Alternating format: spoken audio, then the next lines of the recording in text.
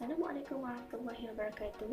Terlebih dahulu saya ingin memperkenalkan nama saya, Bani Syahira binti Mu'athman bersama rakan saya, Nur Mardia binti Samsul Bahri dari Program Seni Kulinari. Kami akan membentangkan kertas cadangan projek kami mengenai penerimaan pengguna terhadap pasta kering berasaskan hampas soya atau okara. Projek ini merupakan satu projek inovasi rekaan terbaru sejenis pasta yang diperbuat daripada bahan terbuang iaitu hampas soya atau okara sebagai bahan utama bagi pasta yang akan kami hasilkan. Okara digunakan sebagai bahan utama penghasilan produk ini adalah untuk mengurangkan jumlah pembaziran siswa makanan di Malaysia serta untuk membantu individu yang mengalami alahan terhadap gluten. Hal ini kerana gluten yang tinggi terdapat pada tepung semolina dan tepung gandum. Jadi, okara amat sesuai digunakan kerana ia mengandungi 15 hingga 20% sumber protein, 10 hingga 15% minyak tetapi kandungan yang sederhana pada karbohidrat. Seterusnya, objektif kajian. Projek ini dilaksanakan adalah berdasarkan permasalahan yang dihadapi. Bagi menyelesaikan permasalahan tersebut, objektif-objektif ini perlu dicapai. Objektif yang pertama adalah untuk menilai tahap penerimaan responden terhadap produk pasta okara. Kedua, mengenal pasti bahan-bahan yang digunakan dalam resepi standard dalam penghasilan pasta okara. Yang ketiga, mengenal pasti bahan terbuang yang digunakan untuk membuat resepi yang baru. Seterusnya, pernyataan masalah.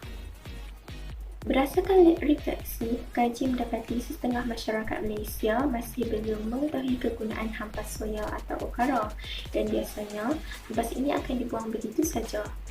Hal ini akan menimbulkan berlakunya pembaziran yang ketara. Seterusnya, pekaji mendapati bahawa terdapat golongan yang dikenali sebagai individu diet gluten iaitu mereka tidak boleh mengambil produk berasaskan gandum kerana boleh berisiko mendapat penyakit seliak. Oleh hal yang demikian, kandungan gluten yang rendah pada okara amat sesuai untuk golongan yang mempunyai alahan terhadap gluten dalam diet mereka.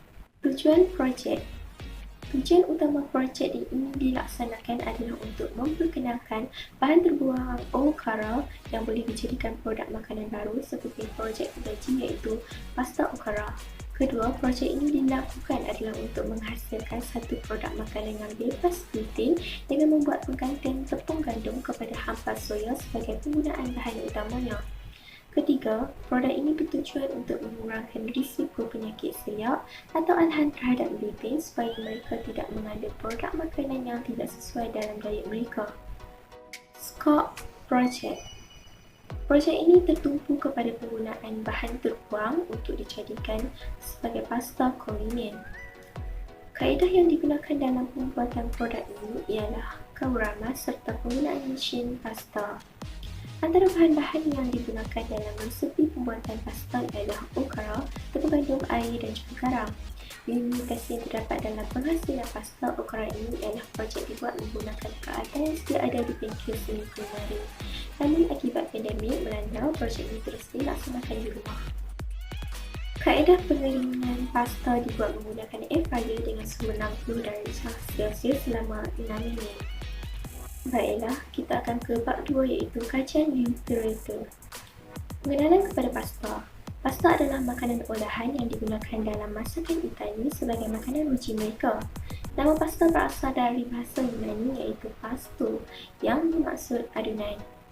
Untuk membentuk dough pasta, tepung akan dicampur bersama air, telur, minyak zaitun serta garam kemudian diulis hingga elastik sehingga boleh dibentuk menjadi berbagai jenis bentuk dalam saiz yang berbeza. Pasta boleh dibahagikan kepada dua kategori iaitu kering dan juga basah.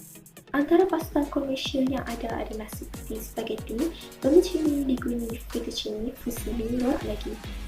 Pasta kering dibuat di kilang menggunakan mesin penimpetan.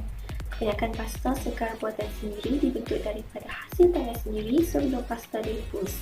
Seterusnya kita akan pergi kepada pengenalan kepada okara. Kacang soya adalah sejenis tumbuhan yang berasal daripada Asia Timur, pokoknya yang tekak dan rimbun berukuran sehingga 7 cm. Bunganya berbentuk gumpalan dan berwarna putih atau ungu. Nama saintifiknya Glycine max. Kacang soya mengandungi 48% protein, lesetin, vitamin dan zat kalium. Perkataan soy diambil daripada perkataan bahasa Jepun shoyu iaitu kicap. Kacang soya berbentuk bulat, berwarna kuning kehijauan. Hampas kacang soya yang telah diproses juga bertekstur sedikit kasar yang amat sesuai untuk dijadikan produk makanan dan sumber makanan haiwan digunakan. Okara hampir tidak mempunyai rasa dan teksturnya kering dan sedikit rapuh. Assalamualaikum warahmatullahi taala wabarakatuh. Nama saya Nur Aina Marda binti Syamsul Bahri dan saya akan sambung pembentangan ini iaitu tentang projek tahun akhir kami yang bertemakan pasta Okara. Okey, di slide seterusnya terdapat dua jenis imej iaitu bagi imej pembangunan produk dan juga model granit. Pembangunan produk kami terdiri kepada 4 kategori iaitu penentuan bahan mentah, kaedah pemprosesan, pembungkusan dan juga jangka hayat. Okey, antara produk-produk yang telah berjaya menggunakan Okara sebagai bahan utama di dalam masakan tersebut iaitu burger Okara dan sebagainya. Okey, selain itu di slide seterusnya iaitu penghasilan resepi standard. Mengikut daripada imej yang diberikan ini, bermula kepada atas dan dia memerlukan keperluan bahan dan penyediaan resepi, analisis dan dalam masalah reka bentuk resepi, reka bentuk perancangan resepi, penghasilan dan pemilihan resepi, penghasilan produk, proses pengujian dan yang terakhir sekali adalah produk akhir. Masukkan tepung gandum ke dalam hampas soya dan gaul hingga sebati.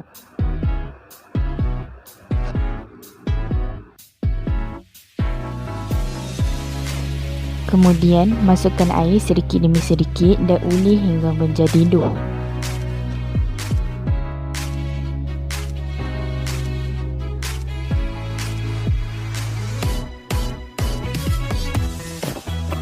Letakkan dough di atas permukaan pelapis tersebut dan uli lagi.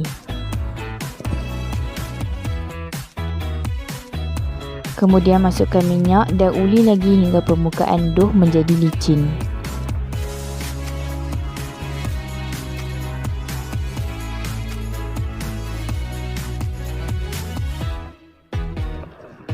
Apabila permukaan dough sudah licin, wrap dan rehatkan dough selama 3 hingga 10 minit. Selepas 10 minit, lemparkan dough hingga nipis.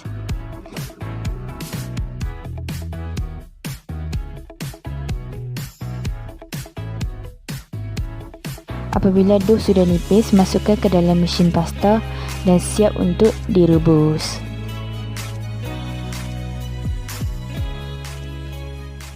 Okay, kita akan ke slide seterusnya iaitu bab 4 iaitu metodologi. Metodologi iaitu reka bentuk kajian yang digunakan dalam penghasilan produk pasta Okara ini ialah reka bentuk kajian nombor 2 di dalam rajah 3.1 iaitu langkah pertama, pengkaji perlulah menjalankan kajian literatur dengan membuat suatu produk. Hal ini kerana penghasilan sesuatu produk hendaklah dinilai dari mengenal pasti masalah yang dihadapi oleh masyarakat. Contohnya, produk pasta Okara ini lebih memfokuskan kepada golongan-golongan yang mempunyai masalah-masalah alahan gluten. Okey, seterusnya, bukti bagi menjustifikasikan pemilihan masalahan penyelidikan berkenaan iaitu bukti berdasarkan karya, literatur atau bukti daripada pengalaman-pengalaman praktikal.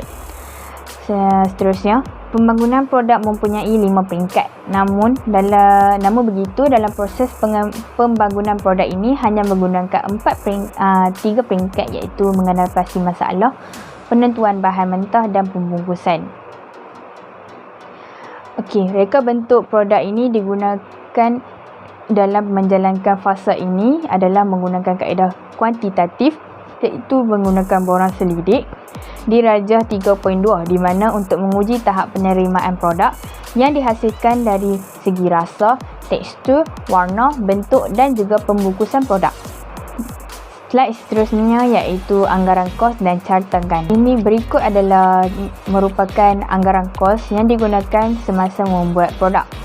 itu antara bahan yang digunakan adalah okara, tepung gandum, minyak dan garam. Seterusnya, ini merupakan cartagan bagi pelaksanaan PTA kami. Akhir sekali, hasil projek di mana yang telah dijalankan sebanyak 3 kali hasil daripada uji kaji tersebut. Itu ini saja pembentangan tentang pasta okara. Sekian, terima kasih.